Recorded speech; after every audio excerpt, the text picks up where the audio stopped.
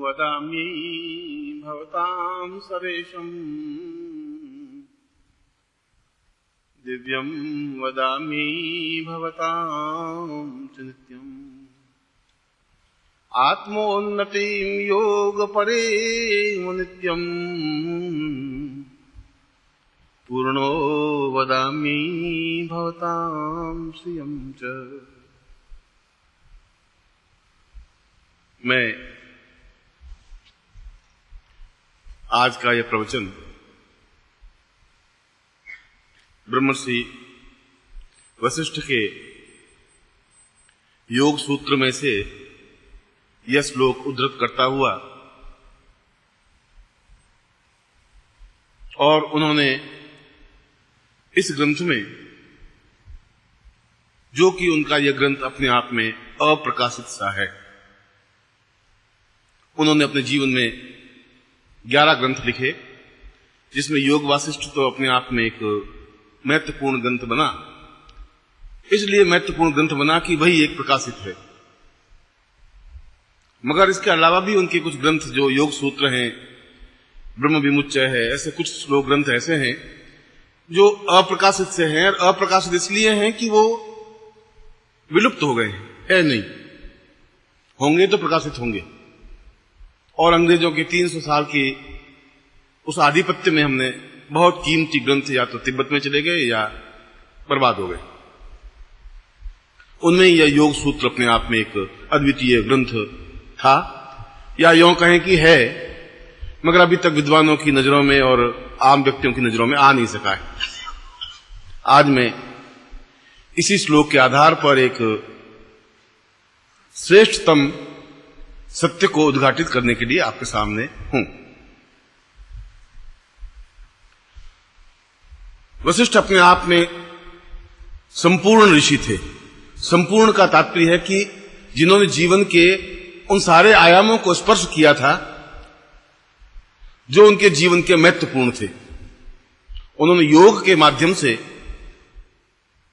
जीवन की ऊंचाई को स्पर्श किया, पूर्णता को स्पर्श किया, और जिसे ब्रह्म पद कहा जाता है, ब्रह्मत्व कहा जाता है, उसको प्राप्त किया। उस समय के ऋषि समाज में उन्होंने ब्रह्म की, योग की, जीवन की और चिंतन की जो कुछ धाराएं, जो कुछ तथ्य स्पष्ट किए, वे अपने आप में आज भी मान्य हैं। और उसमें बड़ा ये संघर्ष था उन दिनों में कि वशिष्ठ अगर ब्रह्मर्षि हैं तो अन्य ऋषि ब्रह्मर्षि क्यों नहीं हो सकते। विश्वामित्र और वशिष्ठ एक ही समय में ऋषि हुए, और विश्वामित्र उस समय ऋषियों के एक श्रेष्ठ, या ऋषियों के सभापति, या ऋषियों में ज्येष्ठ वशिष्ठ थे। विश्वामित्र ने कई बार उनको निवेदन किया, कहा कि मैं भी ब्रह्मर्षि हूं, मैंने भी ब्रह्म का साक्षात्कार किया है। यदि आपने ब्रह्म का साक्षात्कार किया तो मैंने भी किया है, मैं भी ब्रह्मलोक में जाके आ गया हूं जैसे आप लोग जाते हैं। फिर मुझे ब्रह्मर्षि क्यों नहीं कहा जाता है इस समाज में, ऋषि समाज में। और जब भी कहीं सभा होती, सम्मेलन होता, वशिष्ठ सभापति आसन पर बैठे होते और विश्वामित्र आते तो कहते कि आओ राज ऋषि बैठिए, और उनको बहुत क्रोध से तिरमिला जाते, आग बबूला हो जाते, और खुलेआम कहते कि क्या बात है, क्यों है, मैं क्यों राज ऋषि हूं, ब्रह्मर्षि क्यों नहीं हूं, क्या मुझे न्यूनता है। मगर वशिष्ठ कुछ उत्तर नहीं देते, बस केवल यही कहते कि राज ऋषि अपना स्थान ग्रहण करें। वो बैठ जाते, और विश्वामित्र अपने आप में क्रोध से अतिरेक होकर के निश्चय कर लिया कि मैं इस वंश को समाप्त कर दूंगा, इस वशिष्ठ को समाप्त कर दूंगा, जिससे कि न ये रहेगा न मुझे राजऋषि कहेगा। वशिष्ठ के 100 पुत्र, सत्पुत्रो वै वशिष्ठ साम पूर्णत्वम सा अद्वितीयम च, अद्वितीय ऋषि, अद्वितीय पुत्र, मेधावी पुत्र। और उसने उस अपने तपोबल से या क्रोध बल से एक एक करके सारे पुत्रों को समाप्त करता गया। कभी 2 पुत्र मर रहे हैं, कभी 3 मर रहे हैं, कभी 1 मर रहा है, कभी 5 मर रहे हैं, और 1 महीने के अंदर 100 पुत्रों का समाप्त कर दिया। और उस बीच में भी कभी सम्मेलन हुआ और सब ऋषियों को मालूम। अब विश्वामित्र के क्रोध के सामने कौन पड़े। फिर भी कोई सम्मेलन हुआ और वशिष्ठ बैठे, तो ज्यों ही विश्वामित्र आए तो उनका, आइए राज ऋषि, आपने जो कुछ किया और जो कुछ कर रहे हैं वो अपने आप में आवश्यक होगा शायद आपके जीवन में, आप आसन ग्रहण करिए। और विश्वामित्र ने पूरे के पूरे स्वपुत्रों को समाप्त कर दिया। विश्वामित्र ने कहा कि अब केवल वशिष्ठ को समाप्त करना जरूरी है, वंश ही नहीं रहे। जब वंश ही नहीं रहेगा तो कौन मुझे राजर्षि कहेगा। और हर समय एक क्षत्रिय वेश, क्षत्रिय तो थे विश्वामित्र, क्षत्रिय वेश में एकदम से धनुष बाण लिए हुए, राम को भी उन धनुष बाण की शिक्षा दी, और तलवार लिए हुए, और बिल्कुल एक वीर व्यक्ति की तरह पूरे जंगल में ऋषि समाज में विचरण करते रहते। उनके क्रोध के आगे कोई खड़ा नहीं होता। दुर्वासा और विश्वामित्र दो ही ऐसे ऋषि हुए हैं जो अपने आप में एक अत्यधिक क्रोध युक्त व्यक्तित्व बने, मगर अत्यधिक ऊंचाई पर पहुंचे। उस निश्चय कर लिया कि आज वशिष्ठ की हत्या कर देनी चाहिए, क्योंकि मेरे मंत्रों से मरेगा नहीं, तो उसका ब्रह्मर्षि पद है और ब्रह्मर्षि कवच है, किसी भांति मेरे मंत्रों से समाप्त नहीं हो सकता। मगर यदि समाप्ति करना है तो किसी तलवार से या किसी कटार से समाप्त कर दें। और क्रोध में आग बबूल। जिस दिन दोपहर कोई सम्मेलन हुआ और वशिष्ठ ने कहा कि 100 पुत्रों की समाप्ति के बाद भी आइए विश्वामित्र जी, आइए राजर्षि, अपना आसन ग्रहण करिए। उसने आंखों में अंगारे भर करके कहा, ठीक है, अब तुम कह दे, आज अंतिम दिन है तेरा, आज रात या तू है या मैं हूं। ऐसा जीवन मेरा, ऋषि समाज में मेरा अपमान, और इतना अपमान कि मुझे ब्रह्मर्षि नहीं कहे, जबकि मैंने ब्रह्म का चिंतन करके ब्रह्मर्षि पद प्राप्त किया है, ब्रह्म से साक्षात्कार किया है।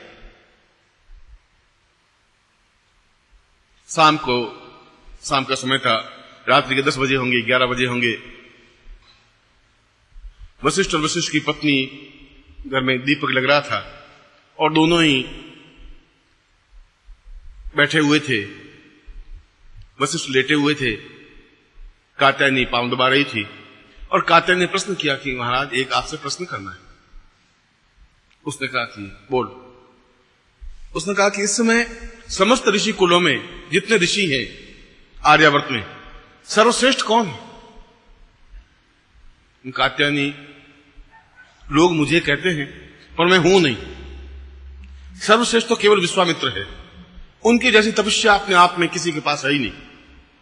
उनका विश्वामित्र आपके 100 पुत्रों का वध करने वाला, उनका 100 पुत्रों के वध करने के लिए बहुत बड़ी तपस्या व्यय करनी पड़ती है। इतनी तपस्या व्यय की है, उसके बावजूद भी उसके चेहरे पर तप है, ओज है, बल है। बहुत तपस्या की हुई है, तब उसके चेहरे पर ओज दिखाई दे सकता है। नहीं तो इस तपस्या के बाद तो वो अपने आप में एक पामर बनकर समाप्त हो जाता है। उसके मुकाबले कोई सन्यासी नहीं है, उसके मुकाबले का कोई तपोधारी नहीं है, उसके मुकाबले का कोई व्यक्तित्व ही नहीं है। इस समय नहीं है आर्यावर्त में। विश्वामित्र बाहर कटार लिए खड़े खड़े सुन रहे थे। उसने कहा, मैंने इसके 100 पुत्रों का वध कर दिया, और वध करने के बाद भी ये केवल एकांत में, जहां अपनी पत्नी से ही बात कर रहा है, वहां मुझे गालियां देनी चाहिए थी, गालियां नहीं दे रहा है। कह रहा कि अद्वितीय व्यक्तित्व है, इतना ऊंचा पद है, इतना तेजस्वी है, तपस्वी है, और आत्मग्लानि से वंचित एकदम भीग गए आंसुओं से। और उसने धनुष बाण नोच नाच करके फेंक के, कटार फेंक करके, और एकदम से कुटिया के अंदर घुसे और उनके पांवों को स्पर्श करते ही वशिष्ठ ने उनको बाहों में लिया। उनका, आओ ब्रह्मर्षि, बैठिए। उनका, है दुष्ट, अगर पहले ही कह देता ब्रह्मर्षि तो मैं तेरे 100 पुत्रों का वध ही क्यों करता। आज मुझे ब्रह्मर्षि कहा है। उसने कहा, आज मैं तुम्हारे शरीर पर कोई राजऋषि के चिन्ह नहीं देख रहा हूं, न धनुष बाण है, न कटार है, न तलवार है, कुछ नहीं है। आज बिल्कुल एक ब्राह्मण ब्रह्मत्व तुम दिख रहा है। और जब तेरे पास धनुष बाण हिंसक वृत्तियों की सामान देखता तो मैं राजऋषि कहता। आज तुम बिल्कुल, तेरे पास कुछ नहीं है, केवल आंसुओं से भीगा हुआ तुम्हारा चेहरा है, और न कटार है, न धनुष बाण है। इसलिए ब्रह्मर्षि कहना मेरा धर्म है, मेरा कर्तव्य है, और इसलिए तुम सही अर्थों में ब्रह्मर्षि हो आज। और उसी समय विश्वामित्र ने उनके 100 पुत्रों को जीवित किया। ऐसा वशिष्ठ, इतना क्षमाशील व्यक्तित्व, क्रोध को पीने वाला व्यक्तित्व ही अपने आप में अद्वितीय हो सकता है। और उन्होंने अपने ग्रंथ में, योग वशिष्ठ में, उन सूत्रों की व्याख्या की है जिन सूत्रों के माध्यम से एक आत्मा पूर्णतः परमात्मा में विलीन हो सकती है। एक कण अपने आप में पूर्ण ब्रह्मांड का एक भाग बन सकता है। एक बूंद अपने आप में पूर्ण समुद्र बन सकती है। इस बूंद और समुद्र के आपसी संबंध को, एक लघु से गुरुत्तम शब्द के संबोधन को योग कहा जाता है। योग का मतलब दो चीजों के मिलन को योग कहते हैं। एक योग नहीं बन सकता है। जहां दो चीजें मिलती हैं वहीं अपने आप में योग है। और उसने उस योग सूत्र में वशिष्ठ ने जो कुछ सत्य उद्घटित किया है, जो कुछ बताया है, वह अपने आप में अद्वितीय है। अद्वितीय इस दृष्टि से कि आज भी योग की वे क्रियाएं इस संसार में तो नहीं है, इसलिए कि वो ग्रंथ नहीं है, इसलिए कि वो ज्ञान नहीं है, इसलिए कि वो चेतना नहीं है, मगर जो कुछ अष्टांग योग या योग का जो ग्रंथ है, योग वशिष्ठ है, या वह अपने शरीर को अपने अनुकूल बनाने की क्रिया है। किस प्रकार से हम आंतरिक वृत्तियों को, आंतरिक चिंतन को, आंतरिक धारणाओं को, आंतरिक रहस्यों को स्पष्ट कर सके, समझ सके, वह योग वासिष्ठ का एक अत्यंत हल्का सा प्रयास है। हल्का सा प्रयास इसलिए कि वह संपूर्ण ज्ञान का एक छोटा सा भाग है। यद्यपि वशिष्ठ के बाद भी ऋषियों ने इस ज्ञान को बहुत ऊंचाई पर पहुंचाया, यद्यपि उस समय के ऋषि कुल में या ऋषि समाज में वशिष्ठ अत्यधिक मान्यता प्राप्त नहीं थे। अपने आप में अद्वितीय तो थे ही, मगर ज्योतिष के क्षेत्र में वे अत्यधिक कमजोर थे, क्षीण थे। काल निर्णय में वे अपने आप में क्षीण कमजोर थे, इसलिए गुरु पद प्राप्त कर ही नहीं सके। उनको गुरु रूप में कहा ही नहीं गया, आचार्य कहा गया। आचार्य वशिष्ठ हर जगह कहा गया, और वे खुद भी छटपटाते रहे कि मुझे गुरु कहा जाए, क्योंकि उन्हें काल के निर्णय का ज्ञान नहीं था। और काल के निर्णय का ज्ञान नहीं था, तभी एक तरफ राम का राज्याभिषेक हो रहा है, वशिष्ठ खुद कुलगुरु हैं, राज्याभिषेक की तैयारी हो रही है, वे खुद तैयार हो गए कि मुझे तिलक करना है, और काल उनको लेकर के वनवास भेज देता है। वशिष्ठ को पता ही नहीं पड़ा कि राज्याभिषेक करना है कि ये जंगल में जाएंगे। कैसा क्षण, कैसे वशिष्ठ पकड़ नहीं पाए उस क्षण को, क्यों नहीं समझ पाए? और उन्होंने कहा कि हानि लाभ जीवन मरण ये सफेद पर हुआ, मेरे हाथ में कुछ है ही नहीं, और तुम्हारे हाथ में कुछ है ही नहीं, फिर तुम गुरु हो ही नहीं। ऋषियों ने यही कहा, धिक्कारा उनको, बहुत भर्त्सना की उनकी कि तुम जीवन में अधूरे हो, तुम गुरु नहीं बन सकते, तुम आचार्य बन सकते हो। आचार्य का मतलब शिक्षा प्राप्त करने वाला, शिक्षा देने वाला। तुम इन शिष्यों को शिक्षा दे सकते हो, शिक्षा दे सकते हो, गुरुत्व नहीं दे सकते, पूर्णता नहीं दे सकते। और एक विषय भी अधूरा है तुम्हारा, ज्योतिष का क्षेत्र भी अधूरा है, काल निर्णय का क्षेत्र भी अधूरा है, तो तुम अधूरे हो। और इस ग्लानि से उन्होंने संन्यास ले लिया। ऐसा संन्यास कि अपने आप में बिल्कुल एकांत, जहां केवल वो रहे और जहां केवल कात्यायनी रही, जहां उनको प्रथम बार दीक्षा दी, पत्नी को शिष्य बनाया और उनको ब्रह्मत्व ज्ञान प्राप्त किया। और जीवन भर इस बात की खोज चिंतन करते रहे कि मैं किस प्रकार से उस ज्योतिष काल ज्ञान को, काल निर्णय को ज्ञान प्राप्त कर सकूं। इस चिंतन को उन्होंने उस योग सूत्र में स्पष्ट किया है, जो जीवन के अंतिम क्षण की उनकी रचना है। और मैंने यह श्लोक उस योग सूत्र में से आपके सामने स्पष्ट किया है। इस श्लोक में उन्होंने एक नवीन तथ्य को स्पष्ट किया है। इस श्लोक में, एक ही श्लोक में उन्होंने कहा कि मेरा जीवन अपने आप में क्षीण है, इसलिए कि मैं काल को नहीं पहचान पाया, और मेरा जीवन अपने आप में परिपूर्ण है क्योंकि अंतिम क्षण में दोबारा संन्यास लेकर के मैंने काल को पहचाना। जब उनका देहावसान हुआ तब उसमें काल के अद्वितीय आचार्य बने, अद्वितीय गुरु बने, उनको गुरु शब्द से विभूषित किया गया, उनका सम्मान किया गया, उनका सम्राटाभिषेक किया गया। ऋषियों ने मिलकर के कहा कि आपको जैसा काल निर्णय करने वाला व्यक्तित्व तो नहीं है। उस काल के क्षण को पकड़ा, और किस प्रकार से काल के क्षण को पकड़ा जा सकता है, काल को पहचाना जा सकता है, काल को अपने अनुरूप बनाया जा सकता है, काल का विस्तार किया जा सकता है, काल का संतुलन किया जा सकता है, यह सब योग सूत्र में है। योग वशिष्ठ में तो केवल यह है कि हम अपने पूरे शरीर को किस प्रकार से जीवंत जागृत चैतन्य बना सकते हैं। यम नियम प्राणायाम जो कुछ भी अष्टांग योग, मगर शरीर को साधना एक अलग चीज है, अंदर की वृत्तियों को अपने आप में साधना एक अलग चीज है, अंदर के चक्रों को जागृत करना अपने आप में एक अलग चीज है, पर अंदर के काल को पहचान लेना और पकड़ लेना अपने आप में दूसरी चीज है। कि जो काल बाहर है कालो ये निर्वदा विपुराच लक्ष्मी। लक्ष्मी प्राप्त हो सकती है काल को पकड़ने की क्षमता जानने वाला, सही समय पर सही निर्णय लेने वाला, एहसास करने वाला कि क्या होने वाला है, मुझे क्या करना है। ऐसा चिंतन, ऐसा व्यक्तित्व उस योग सूत्र में स्पष्ट हुआ। मगर उस योग सूत्र में उन्होंने दोनों तथ्य प्रतिपादित किए। कभी ऐसा ईश्वर मौका दे, प्रभु दे कि योग सूत्र को वापिस उस ब्रह्मांड की रश्मियों से प्राप्त किया जाए और वापिस प्रकाशित किया जाए, अपने आप एक अद्वितीय ग्रंथ बन सकेगा संसार का, जैसा ग्रंथ न लिखा गया न लिखा जाएगा, ऐसा वशिष्ठ ने लिखा है। उसमें बताया गया कि मनुष्य उस शरीर को, मैंने योग वशिष्ठ में जो कुछ लिखा वह अपने आप में अत्यंत छोटा सा प्रयास था। आज मैं एहसास कर रहा हूं कि वास्तव में योग वशिष्ठ अपने आप में कोई ग्रंथ ही नहीं मेरा। अगर उसके माध्यम से मैं फुदक रहा हूं, अपने आप में तेज भर रहा हूं, अपने आप में एहसास कर रहा हूं, तो वह तो काल के साथ मिटने वाला ग्रंथ है। वह अपने आप में अद्वितीय ग्रंथ, अद्वितीय व्यक्तित्व नहीं बन सकता मेरा, ऐसा उन्होंने कहा। अब जो कुछ मैं लिख रहा हूं, अब मैं पूर्णता के साथ लिख रहा हूं इन योग सूत्रों को, उन सूत्रों को जिसके माध्यम से मैं व्यक्ति के दोनों आयामों को स्पष्ट कर सकता हूं। यह आयाम कि व्यक्ति किस प्रकार से इस पूर्ण भौतिकता से, जो उसके शरीर में पांचों तत्व हैं, जल तत्व है, अग्नि तत्व है, वायु तत्व है, आकाश तत्व है, इन तत्वों से परे होकर के पूर्ण विशुद्ध बन सके, पहुंच सके सारी क्रियाओं में, पूरे ब्रह्मांड में विचरण कर सके। दूसरे शब्दों में कि एक स्थान से दूसरे स्थान पर अपने शरीर को अत्यंत वायवीय बना करके जाने की क्रिया, आने की क्रिया, ये सरल शब्दों में। क्योंकि व्यक्ति के शरीर में 80% तो जल है, जल तत्व है।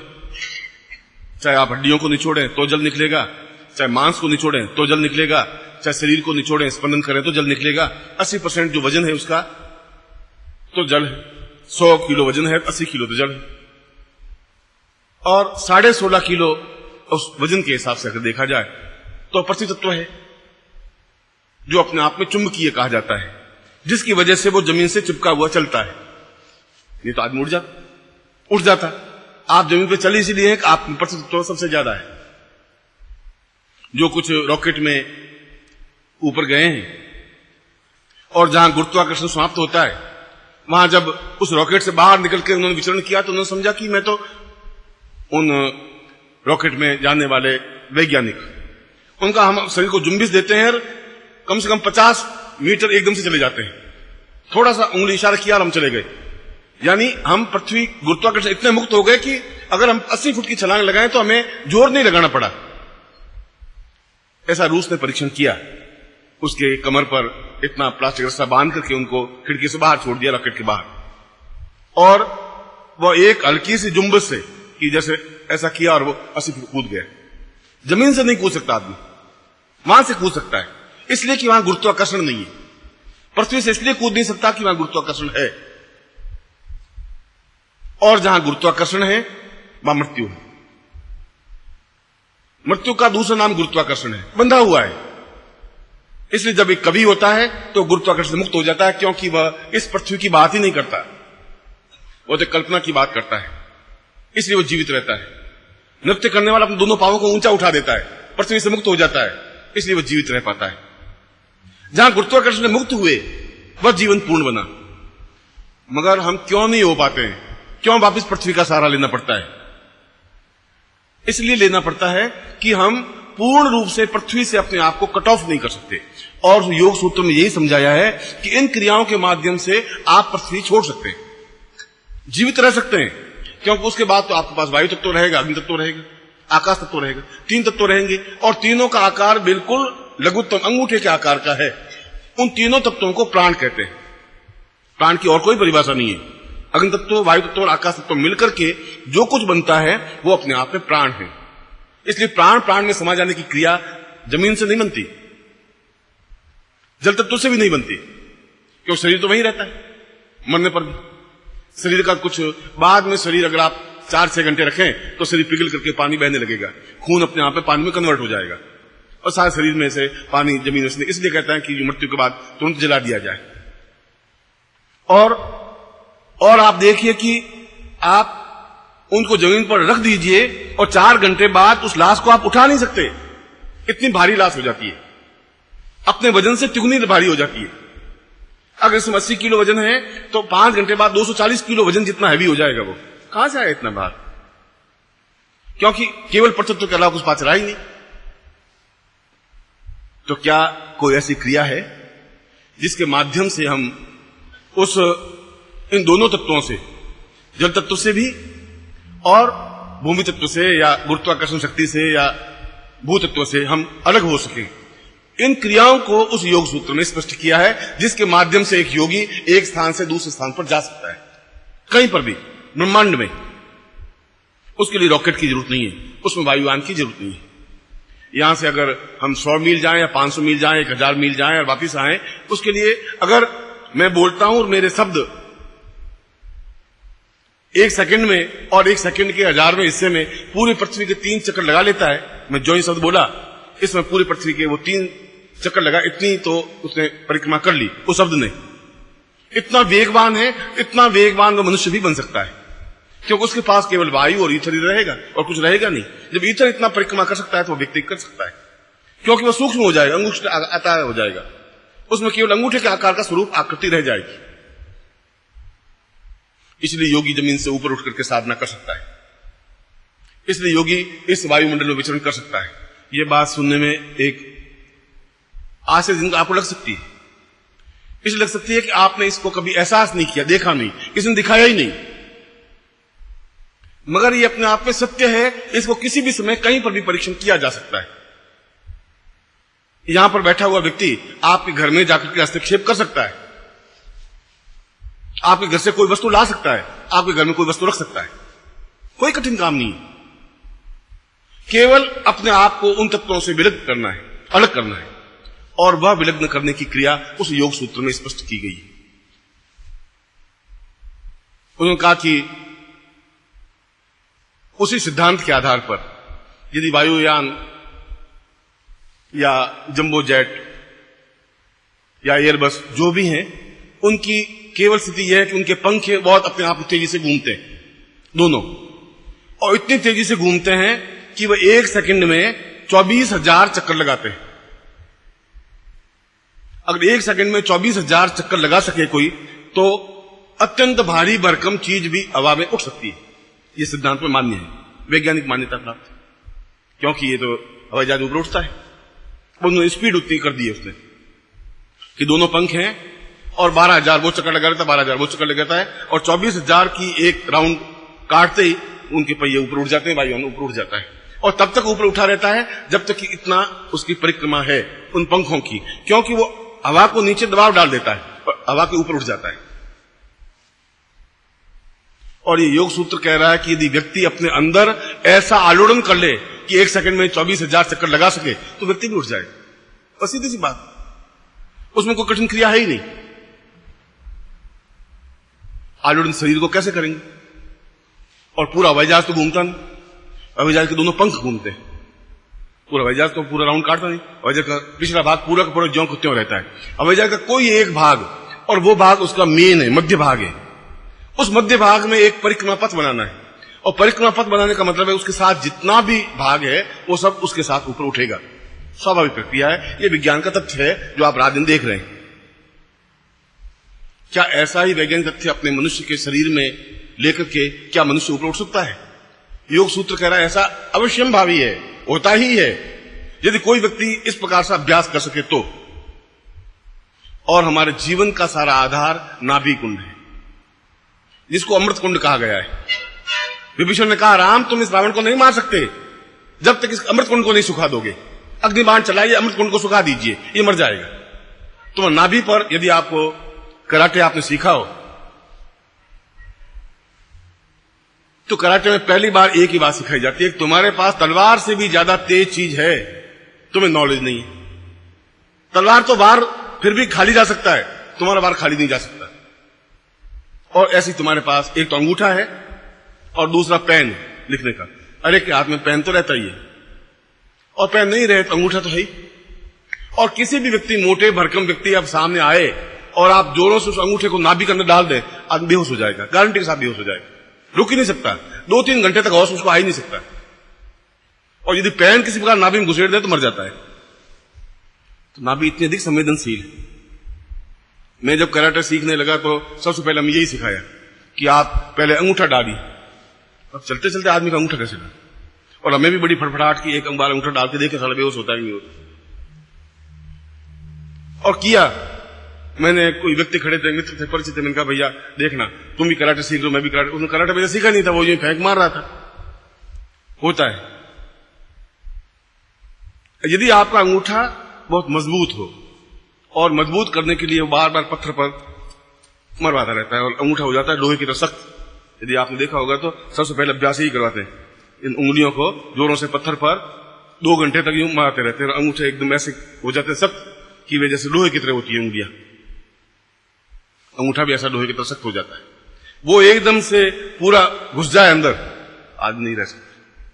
इसका मतलब हुआ कि एक ऐसा अंग है, हाथ में लग जाए तो हाथ कुछ आदमी नहीं मर सकता, पैर लग जाए तो नहीं मर सकता, खोपड़ी लग जाए तो नहीं मर सकता, अंगूठे में और उस नाभि में अंगूठा लग जाए तो आदमी मर जाता है। इसका मतलब वो केंद्र बिंदु है जिसका जीवन और मृत्यु से संबंध है। और यदि उस नाभि को आलोड़न कर ले हम, जो केंद्र बिंदु है, जो पूरे शरीर का आधार स्तंभ है, जीवन भी उससे है, मृत्यु भी उससे है, शरीर के मध्य भाग में है, और यदि उसका आलोड़न करें हम, पहले मैं आपको एक क्षण समझाता हूं आपको कि आलोड़न कैसे हो सकता है, यानी कैसे उसको चक्कर लगा सकते हैं। इस पूरे शरीर को, जो आपके पंख हैं, जो वायुयान के पंख हैं, वो अगर चक्कर लगाते हैं तो आदमी के भी पंख हैं। इस योग सूत्र में और योग वशिष्ठ में बिल्कुल स्पष्ट रूप से समझाया है। यहां तक योग वशिष्ठ भी वही बात कह रहा है, योग सूत्र भी वही बात कह रहा है। यहां तो मैं आपको शायद दिखाई देगा तो इसको मंच में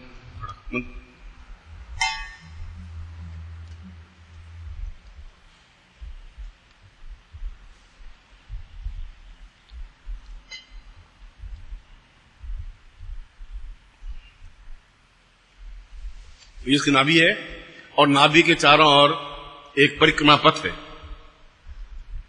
पहले तो आप परिक्रमा पथ को देख लीजिए, फिर मैं आपके आगे बातचीत करूं, क्योंकि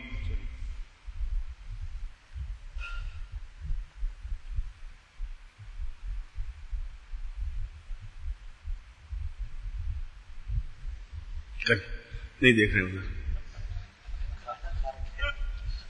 जितना तो समझाना नहीं।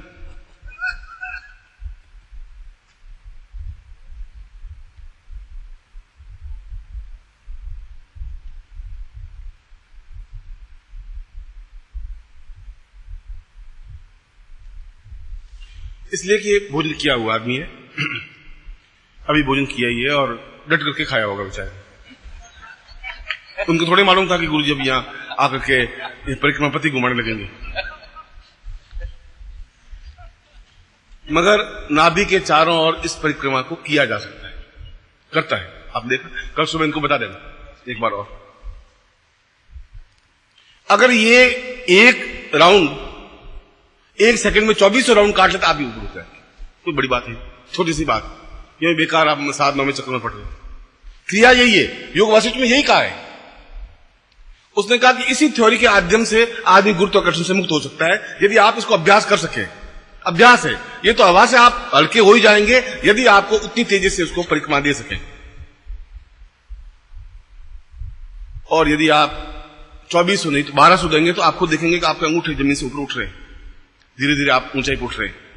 24 होंगे तो आप जमीन से ऊपर उठेंगे, और उठेंगे तो आपका शरीर अपने आप में एक सूक्ष्म अंगुष्ठवत बन जाएगा। आप देख रहे हैं आप पूरे शरीर को, और जहां ही वापिस आप उसको 2400 की जगह 2200, 2300, 2200, 2100, 2000, 1800, 1500, आप उससे धीरे धीरे आते आते आते जो ही आपके 100 या 50 पे आएंगे, आप जमीन पर टिक जाएंगे, वापिस उसी रेशियो में आपका शरीर बन जाएगा। ये तो योग की बात है, न तो इसमें कोई चमत्कार है और न इसमें कोई नवीन बात है। कोई आदमी, चाहे साइंटिस्ट हो, चाहे वैज्ञानिक हो, चाहे आदमी हो, चाहे आप हो, कोई भी व्यक्ति इस सिद्धांत को प्रतिपादित करके, जो विज्ञान का सिद्धांत है, उसने एक वैज्ञानिक में सिद्धांत प्रतिपादित किया है, आप अपने शरीर में सिद्धांत प्रतिपादित कर सकते हैं। सीधा खेल। यहां तक योग वासिष्ठ की बात, मगर उस योग सूत्र में एक और बात कही गई कि क्या इसके माध्यम से हम कहीं पर किसी भी स्थान पर कुछ ही क्षणों में उतर सकते हैं। वहां योग सूत्र में कहा गया कि उस कालखंड को फिर आप पकड़ सकते हैं। योग वशिष्ठ में वो नहीं समझाया। योग वशिष्ठ में तो यही कि जब वशिष्ठ बैठते तो 6 फीट ऊपर बैठते थे, उनके लिए आसन हवा में ही लगता था, उन सन्यासियों का दूसरों को नहीं लगता था, क्योंकि उन्होंने योग के माध्यम से उन सिद्धांतों का प्रतिपादित किया था। और वे जमीन पर बैठ करके साधना करते ही नहीं थे, जमीन से 6 फुट ऊपर बैठ के साधना कर सकते थे, और जमीन से ऊपर बैठ करके आप भी साधना कर सकते हैं। उन्होंने वशिष्ठ ने जो कुछ उसमें लिखा, इसी सिद्धांत के आधार पर, मगर यह सिद्धांत कि हम अंगुष्ठवत बने, क्या हमें पूरा चिंतन रहेगा कि हम कौन हैं, कहां गए, वापिस उसी शरीर आकृति को प्राप्त कर सकते हैं? और इसका उत्तर हां है, क्योंकि शंकराचार्य ने इसको सिद्धांत को स्पष्ट करके दिखाया। शंकराचार्य नहीं, गोरखनाथ ने दिखाया, मत्स्येंद्र नाथ ने दिखाया। आधुनिक जीवन में भी ऐसे सैकड़ों योगी हैं जो इसको करके दिखाते हैं और विचरण करते हैं। उनके जीवन में यह आवश्यक नहीं कि वो आपको दिखाए, उनके जीवन में यह आवश्यक है कि एक पर्वत से दूसरे पहाड़ पे जाने के लिए कब तक बेचारे पैदल चलते चलते 14,000 मील दूर चल के पहाड़ के दूसरे सिरा पे पहुंचेंगे, कैसे हिमालय को पूरा पार करेंगे? इस पूरे चलते चलते पांव चल जाएंगे। उनके लिए वही थ्योरी है। फिर ऐसा नहीं चल सकता कि आप धीरे धीरे पहाड़ों को, वहां तो न पगडंडी है न कोई सड़क, इस प्रकार से एक पहाड़ नीचे उतर कर दूसरे पहाड़ चढ़ने में कुछ 6 महीने लग जाएंगे, कोई रास्ता नहीं है, केवल यही सूत्र है उसके पास।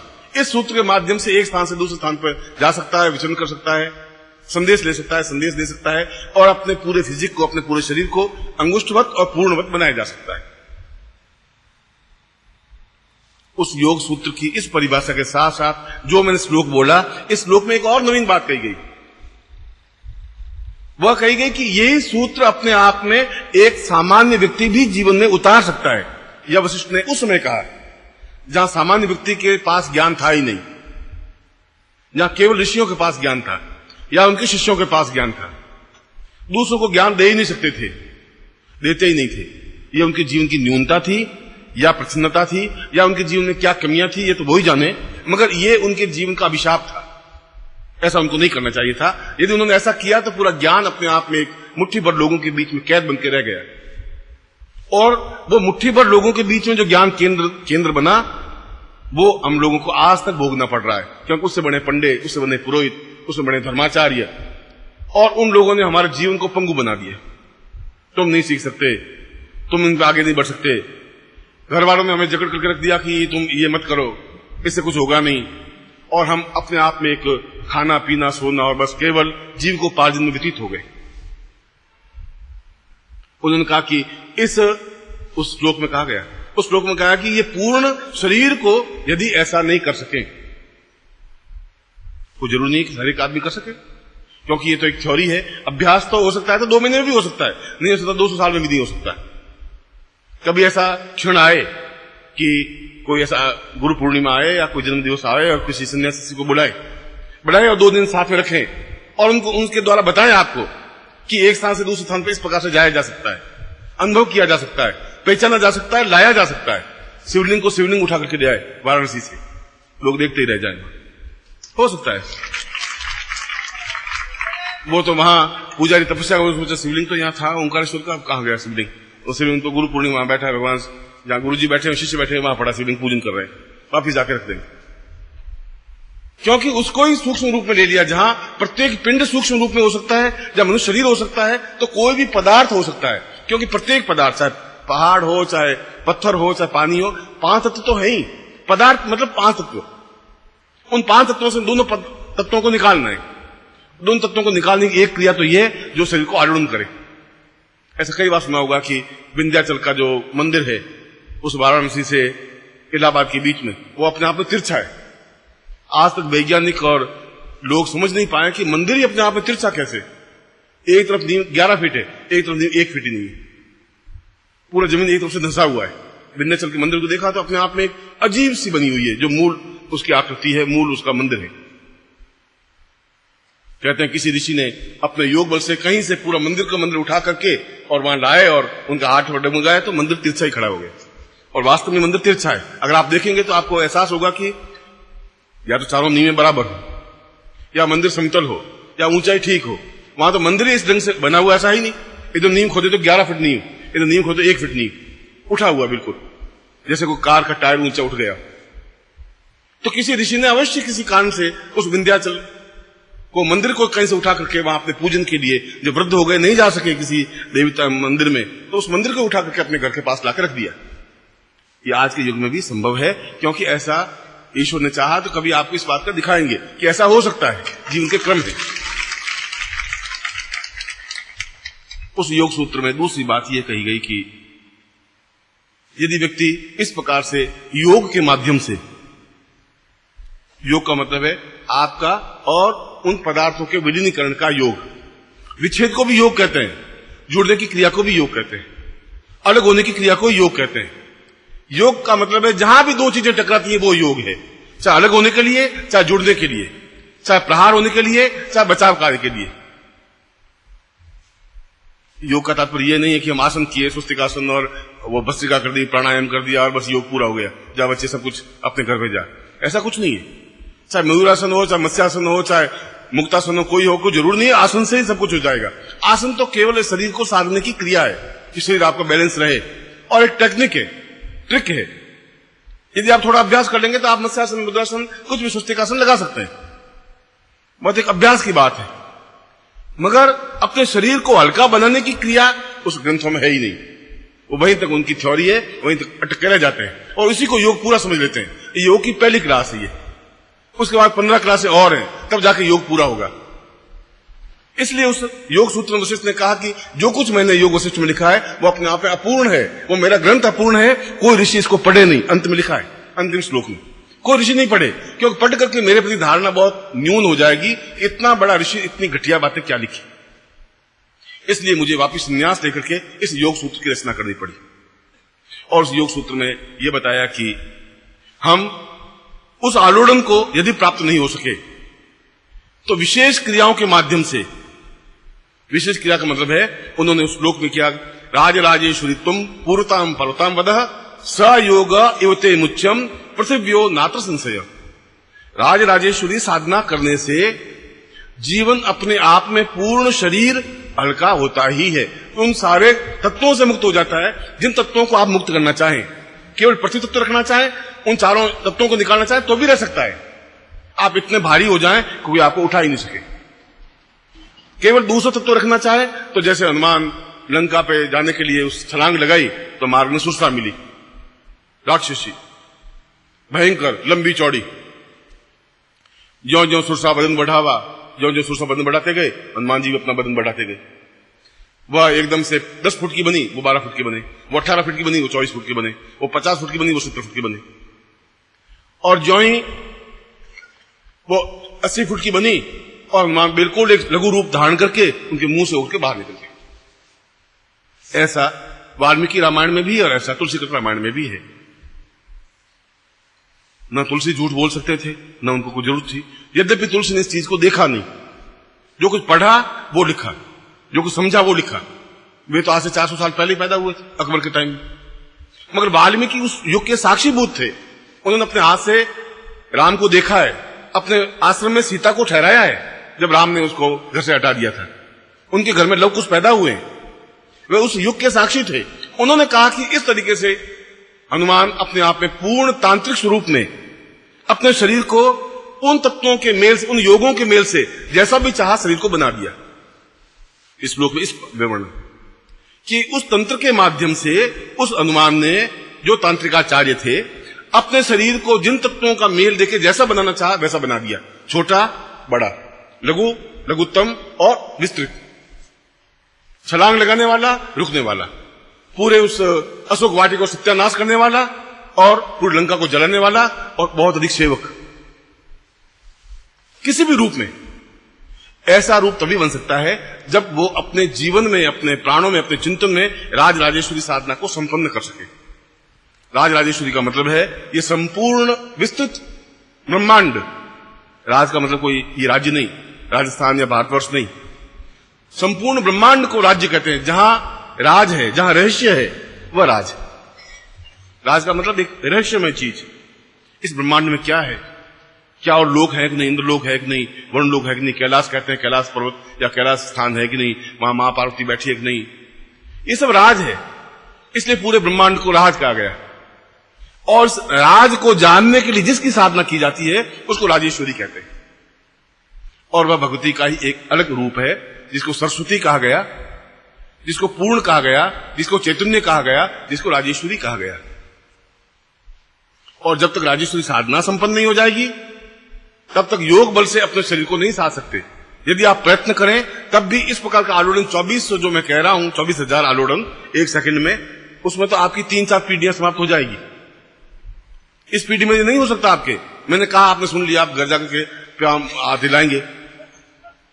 अब आपका पेट तो इतना फूल गया है, लंबा छोड़ा, कि जरक भी नहीं लगे। आप भले कितना ही करते रहे, हिले ही नहीं। मजाक में हिल जाए, क्यों पहले उसको खिला खिला करके ऐसा फुला दिया है कि अंदर उंगली डाल दें तो पता ही नहीं हड्डी कहां है, इस पेट में कोई हड्डी नाड़ी है कि नहीं। जीता रहे साला, कूदता रहे। बच्चे ऊपर कूदते रहते हैं, नाचते रहते हैं, वो लेटे हुए तो लेटे हुए। आपने बच्चे को नींद लेते हुए नहीं देखा। बच्चा जब नींद लेता है तो जो ही सांस लेता है तो उसकी नाभि धड़कती रहती है, नाभि ऊंची नीची होती रहती है। 2 महीने बच्चे को, 4 महीने बच्चे को देखिए, बिल्कुल नाभि धड़केगी। आप सो करके वीडियो फिल्म देखिए अपनी, आप सांस लेते हैं, पेट ज्यों का त्यों पड़ा है, नाभि धड़के, मजाक है नाभि धड़क जाए, कुछ हिलेगा ही नहीं। गुरुजी बहुत मुश्किल से इस पेट को तैयार किया है। अब आप आलोड़न के चक्कर में मुझे कहां फंसा रहे हैं गुरुजी? ये हमारे बस की बात नहीं। हम काहे के लिए करें? घी और मक्खन और मलाई और खिला खिला करके फूले हुए पेट हैं बहुत। और भी इससे अच्छे देखने हो तो आप द्वारकाधीश के शंकराचार्य को देख लीजिए,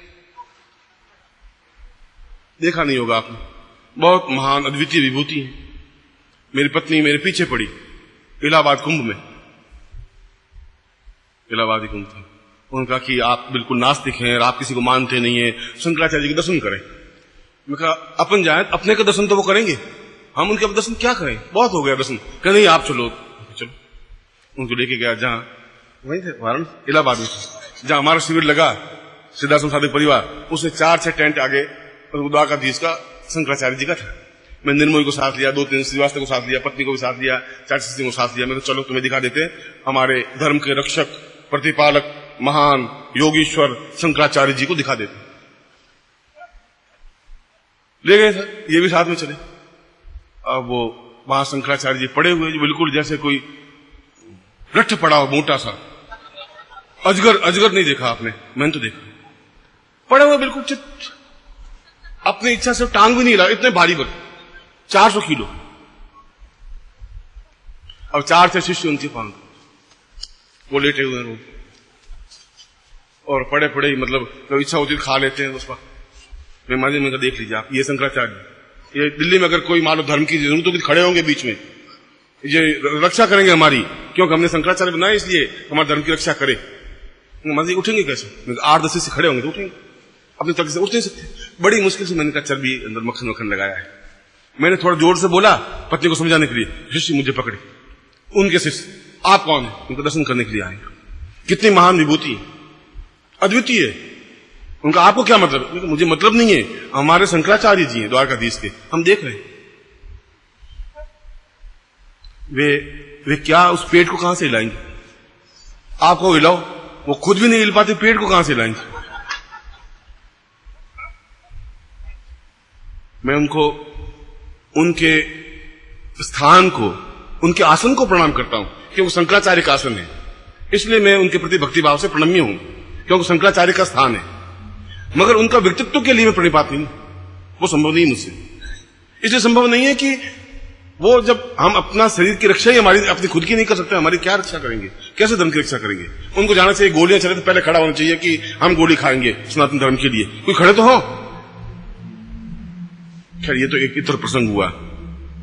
मैं तो आपको, इसलिए आपका पेट इतना कोई बहुत महान नहीं है जितना आप समझ रहे हैं।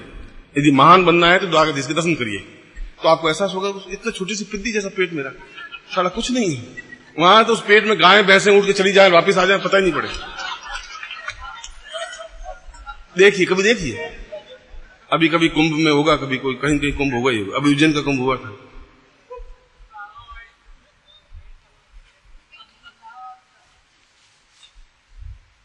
मैं उनके कोई आलोचना नहीं कर रहा हूं, मैं तो वहां भी उनके सामने कह रहा खड़ा है।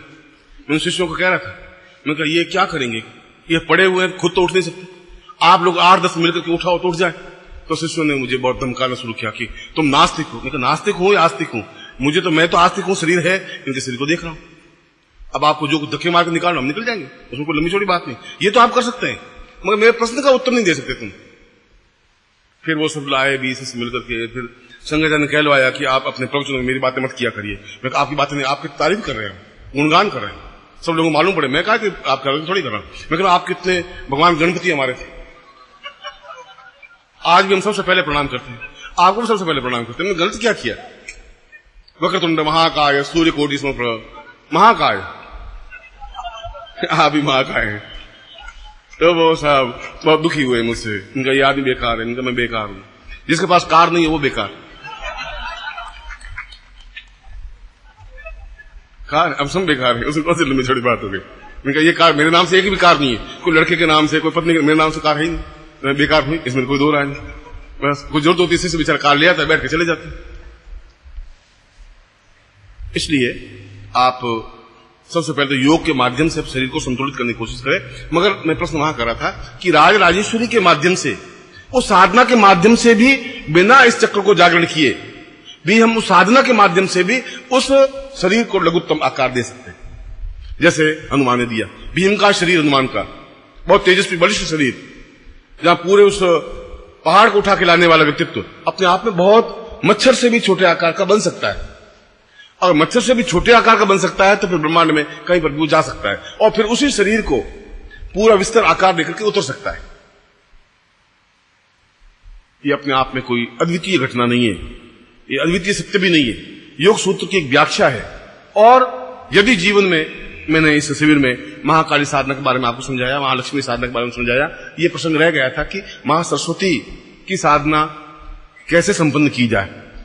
और महासरस्वती का मतलब ये पढ़ाई लिखाई को महासरस्वती नहीं कहते,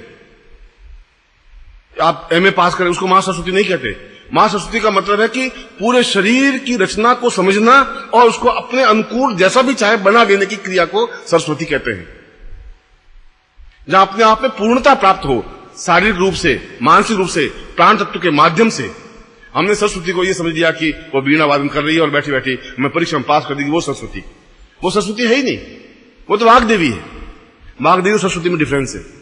सरस्वती जो पूरे शरीर को जिस आकार में भी चाहे उस साधना को सरस्वती कहते हैं, जिस रूप में चाहे उस रूप में शरीर को आकर देने को सरस्वती कहते हैं। और हम उस योग के माध्यम से भी, योग की पूर्णता के माध्यम से भी, जैसा मैंने आपको बताया एक तरीका, सिस्टम, उसके माध्यम से भी हम उस लघु आकार को, विस्तृत आकार को कर सकते हैं। क्योंकि दो तत्व पूरे 5 तत्वों में से कम हो जाएंगे, तो पीछे तो अग्नि बचेगी, आकाश बचेगा, वायु बचेगा, वह तो अपने आप में बहुत छोटी चीज है। आकृति तो केवल पत्थर पहाड़ है, ये भूमि है या पानी है। हमारा 100 में से अगर 97 किलो वजन केवल इनमें से घट जाता है तो पीछे तो कुछ रहता ही नहीं। उसको तो हम समुष्ट करके बहुत अंगूठे का आकार का बना सकते हैं।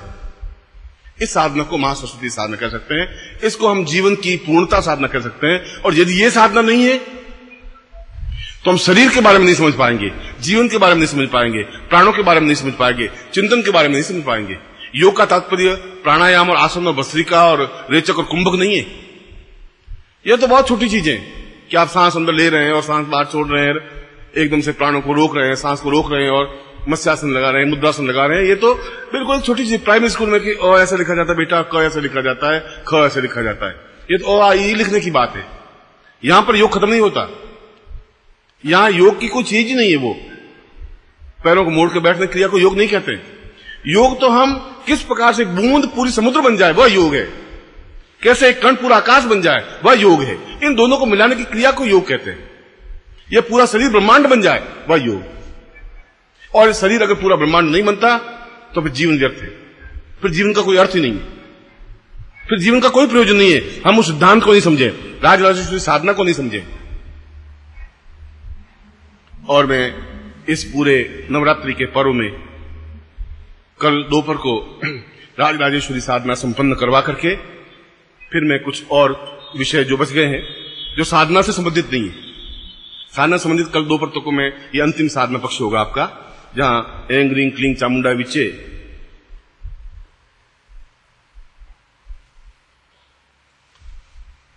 क्लीं, जहां काली का बीज मंत्र है, रींग जहां लक्ष्मी का बीज मंत्र है, एंग जहां सरस्वती का बीज मंत्र है, उस कल एक एंग बीज की व्याख्या करते हुए जैसा आज मैंने की है, कल मैं उस राजराजेश्वरी साधना को पूर्णता के साथ समन्वय करता हुआ मैं आपको समझाऊंगा, उसकी मैं आपको साधना संपन्न करवाऊंगा और उसके साथ ही साथ वो एक पक्ष हमारा पूर्णत्व होगा। फिर कल शाम का और परसों का जो कार्यक्रम है वो अपने आप में इनसे भी कई गुना ज्यादा श्रेष्ठकर होगा। उनको मैं आपके सामने फिर इस प्रश्न कल दोपहर को, इसलिए कल दोपहर तक आप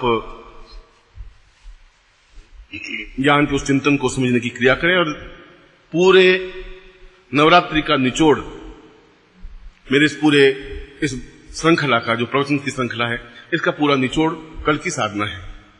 इसलिए मैंने अंत में इस बात को दी, गुरुत्व साधना के बाद ही इस प्रयोग को लिया जा सकता है।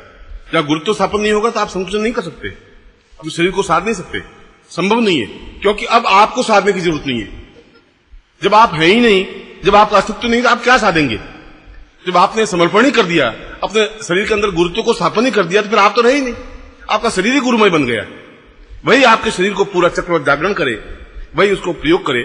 उसी प्रकार का प्रयोग मैं कल दोपहर को आपको करवाऊंगा। मैं एक बार पुनः आपको हृदय से आशीर्वाद